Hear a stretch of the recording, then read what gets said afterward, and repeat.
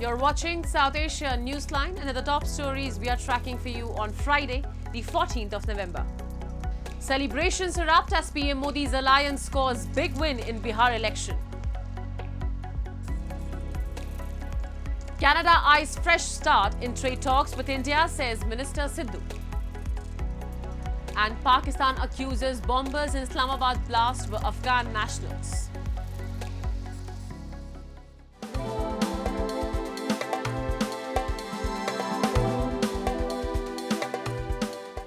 And now for all the details.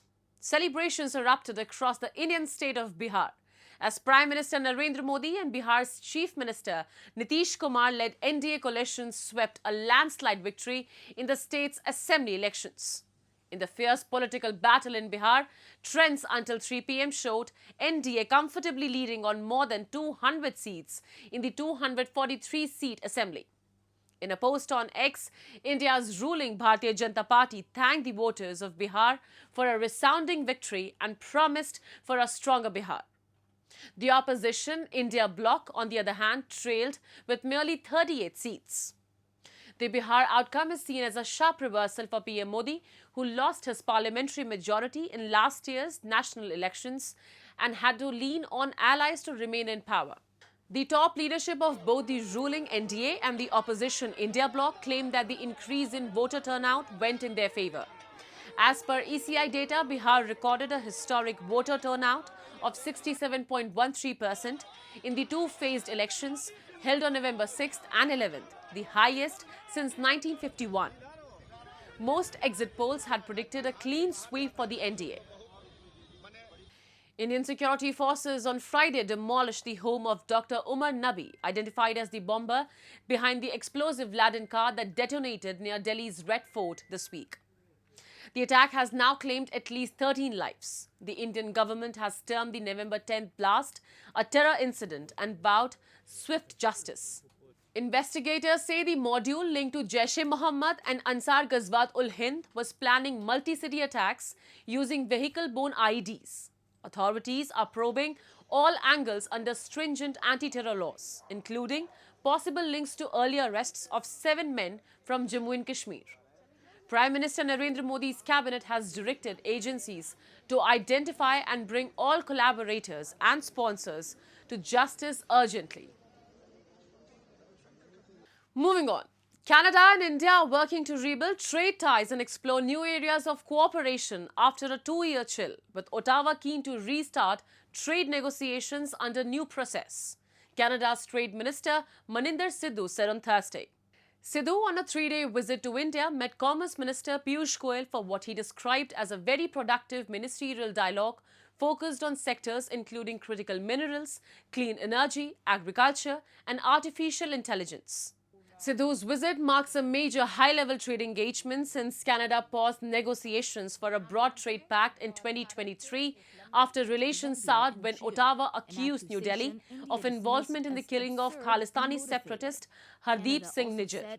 India is a priority market for Canada, with two-way goods and services trade reaching about $31 billion in 2024, largely in Canada's favour due to its services exports of $16 billion. Well, officially, I would call it discussions early in the process. I would say it's a new process because it's a new government, and I would be very open about that because things have changed globally, right? And you know, if you look at what's happening with India and some of the usual trading partners, a lot has shifted here as well. And so we're in a different environment, but it's important that we support each other. Pakistan's Interior Minister Mohsin Naqvi on Thursday said that the bombers involved in November 11th Islamabad suicide bombing have been identified as Afghans. Addressing a session of parliament, Naqvi claimed Afghan nationals carried out 2 suicide bombings in Pakistan this week, including one in capital Islamabad. The Tuesday suicide bombing near a police patrol outside a lower court in Islamabad killed 12 people and injured 27. Earlier, on November 10th, another bomber rammed an explosive-laden vehicle into the main gate of a military school in the South Waziristan district, near the Afghan border, killing 3 people. There was, however, no immediate response from Kabul.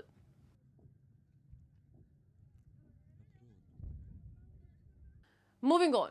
In Pakistan-occupied Jammu and Kashmir, academic activity has come to a halt as university students continue their strike against steep fees hike and administrative failures. A report.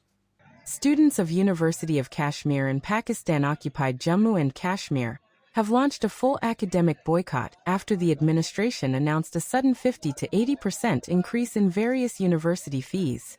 Student bodies say the hike violates Higher Education Commission guidelines, which cap annual fee increases at 10%.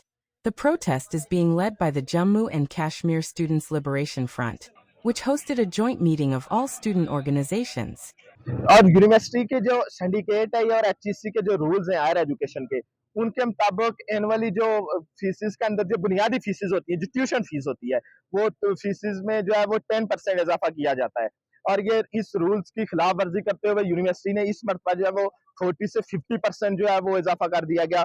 अगर आप law department की देखें तो पिछले साल जो admission हुए थे वो 36,000 जो है वो एडमिशन फीस थी, और इस मरतबा 64,000 जो है वो उसके अंदर इजाफा कर दिया गया।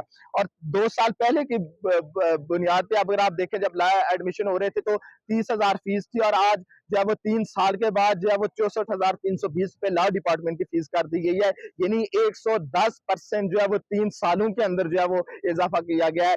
Students say administrative negligence, lack of transparency, and repeated academic blunders have pushed them to the edge.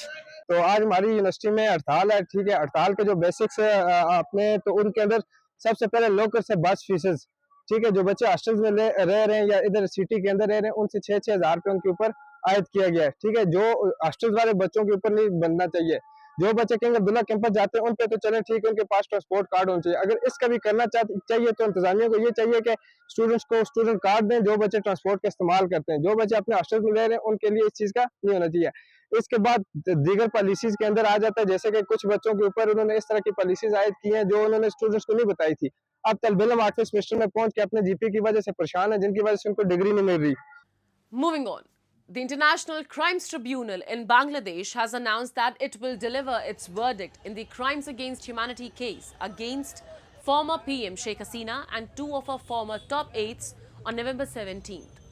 The date was set by a 3-member judicial panel.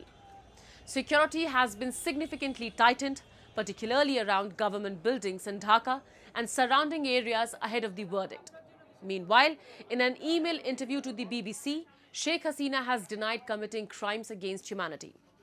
Hasina claimed that the trial was set to deliver a preordained guilty verdict. Hasina said she had not been able to defend herself or appoint her own lawyers.